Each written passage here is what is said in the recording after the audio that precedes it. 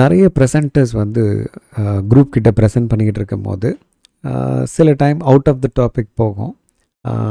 எதுக்காகனா அந்த out of டாப்பிக்கை கொண்டு வரதுக்கான ரீசன்ஸ் நிறைய இருக்கும். மேபி ஒரு ஜென்ரல் இன்சிடெண்ட்டை கொண்டு வந்து நம்ம சொல்ல வேண்டிய டாப்பிக்கோட கனெக்ட் பண்ணுறதுக்காக தே வில் டூ இட். அப்போ அந்த மாதிரி சமயங்களில் இந்த ஃபேக்ட்ஸ் அண்ட் ஃபிகர்ஸை சிலதை கொண்டு வருவாங்க.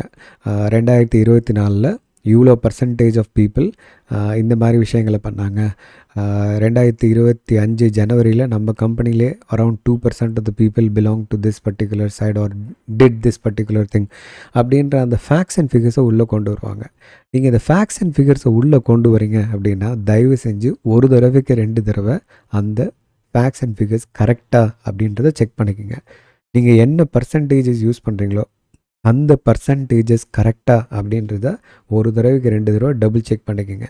சப்போஸ் நீங்கள் அட்ரஸ் பண்ணுற குரூப் ஜென்ஸி கரண்ட் ஜென்ரேஷன் பீப்புளாக இருந்தாங்கன்னா தே ஆர் வெரி ஸ்மார்ட். நீங்கள் பேசிக்கிட்டு இருக்கும் போதே அவங்க டபுள் செக் பண்ணிவிடுவாங்க.